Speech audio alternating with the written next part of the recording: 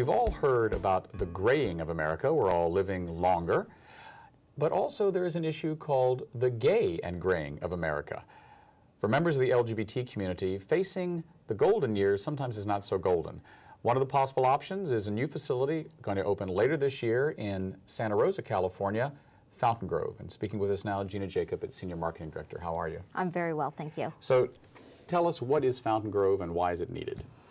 Well, Fountaingrove Lodge is going to be a resort lifestyle of living. It's going to be a retirement option that will be licensed by the state of California to provide continuing care.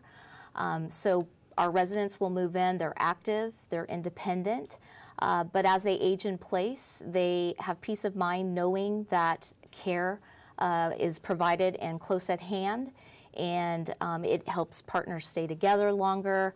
It helps single people not have to worry about who's going to provide the care.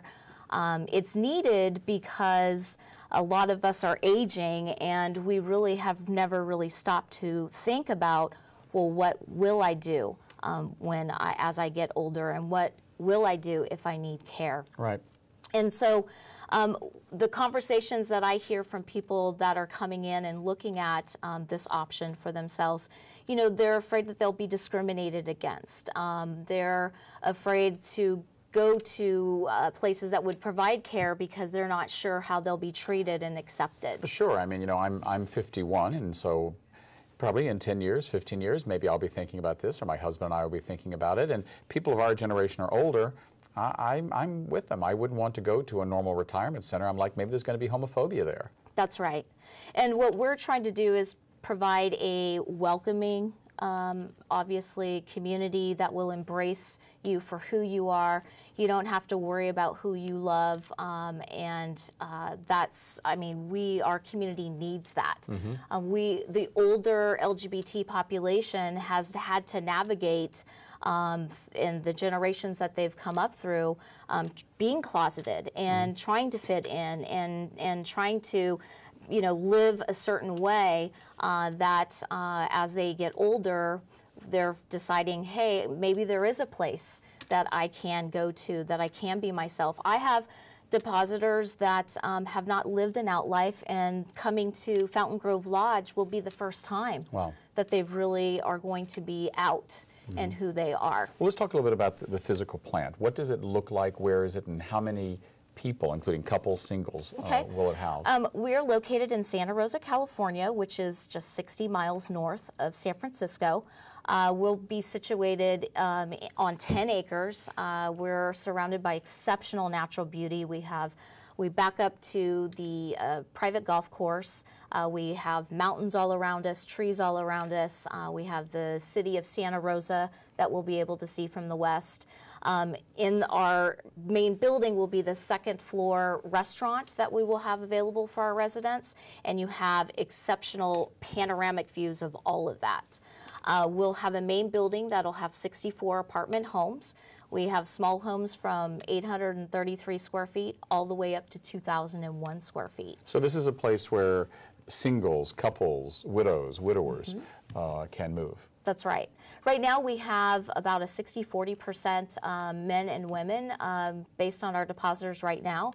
We're also finding that we are getting younger couples, younger LGBT population in their 60s, making this decision and being proactive. So they can be together as they age together. That's right. So if, let's say, a gay couple or a lesbian couple comes in their 60s or maybe even late 50s, how old do you have to be, or how young? The state of California requires 60 as the magical number. However, if we have an older partner and a younger partner, you'll work with that. That's totally acceptable. So let's say you have a couple in their 60s, and they're in good health right now, but they want to know that if something happens down the road that they're going to be taken care of. So it is lifetime care. So 5 years down the road, if one half of that couple finds they're diagnosed with Alzheimer's, there's a place for them to stay together. Yes, on our campus we have a memory care center, and we will be able to provide 24/7 care for anyone that has a cognitive diagnosis and is unsafe for their community or their home for dementia and Alzheimer's. How big a market niche is the gay senior No, there's not that many options. Really, a lot of people have not tapped into this market. So you think it's a growing market? Absolutely. When Fountaingrove was first proposed, and my understanding is it's owned by a straight couple, and they've done other community-specific projects. Right. I understand there was a little bit of pushback? Well, there was a little bit of protest as far as the environmental part of the project, and it took us time to work through that, and the owners, being as gracious as they are, they downsized the project, and we were able to finally get that approved in 2010 with the city of Santa Rosa. But you didn't find any, no one said, oh, we don't want a gay senior housing development here. We did have, that, but that was short-lived compared to the environmental part. So we, obviously, we have to give back to the environment, and we are doing that, and we are prepared to do that. And the trees that were removed, there'll be, 10 times the amount replanted. What has been your experience marketing the facility over the last, you said you've been there 2 years? Yeah. What are the calls like? I mean, is there, someone calls and says, hi, I'm 60, I'm 70, my husband died, my wife died, or my partner of 50 years. What are they like? First off, they don't really know what this option is because they've never been exposed to even thinking about a retirement option because they've kind of put the mainstream out of mind.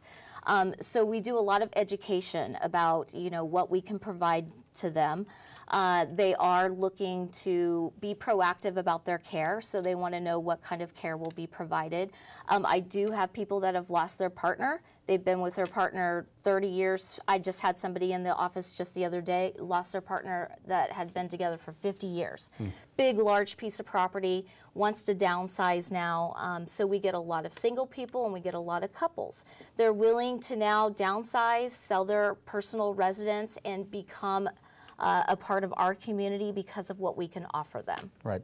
Now, once it gets built, I mean, these are private homes, apartments, but there will be an amount of staffing going on. Absolutely. So a gay couple moves in and they're like, well, I feel fine now, but in 10 years they need help. What assurances are there that the staff is going to be as sensitive as the builders and whatnot? That's the challenge with all of the assisted living, a majority of the assisted living communities and skilled nursing is that they have not done the culture competency training or sensitive training. We are prepared for that. All of our staff will be trained for that. So people will be accepted. They don't have to have a fear. They don't have to feel like they're going to be discriminated against because we're going to take very good care of them. Right. Do you think, or their partner. Yeah. Do you think that this is the beginning of a gay and gray movement? I mean, Fountaingrove was the first I heard of. I remember driving by and seeing the sign. And I was like, wow, I want to know more about that. And I read the article.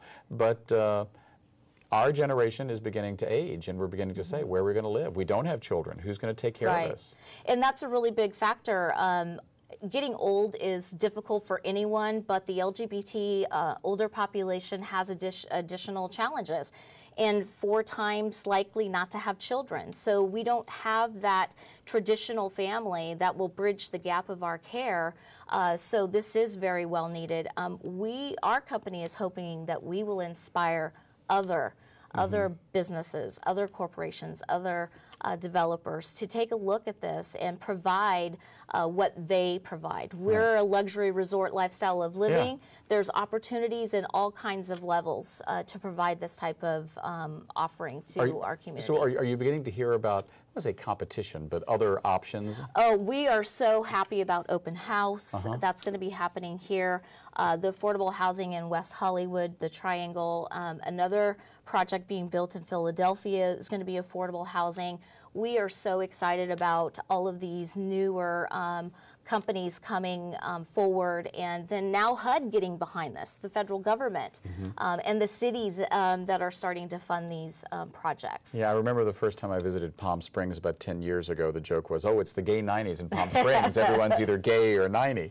And it did seem for a while that certainly in Northern California, the place that gay men retired or looked at was Palm Springs. So now we are kind of, it seems to me that it's the beginning of a, I don't want to say bubble, but the beginning of a trend. And we are seriously considering doing some type of community over in the Palm Springs area.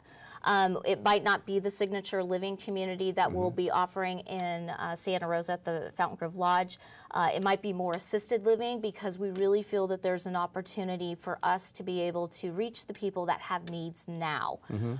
So we are seriously looking for property and considering doing more, and also reaching out, doing that sensitive training so that we can reach even a larger market in the Bay Area. Great. In our last few moments, talk to me about the bottom line. I'm a gay man. I'm thinking about moving in with my husband. How much does it cost, and how does one put down a deposit? In the CCRC business model, you have an entrance fee, and that is the large deposit that you pay before you come in. It could be anywhere from $189,500 all the way up to $925,500. That deposit is usually refundable, so there's different options. You would need to talk to our office about how that is refunded.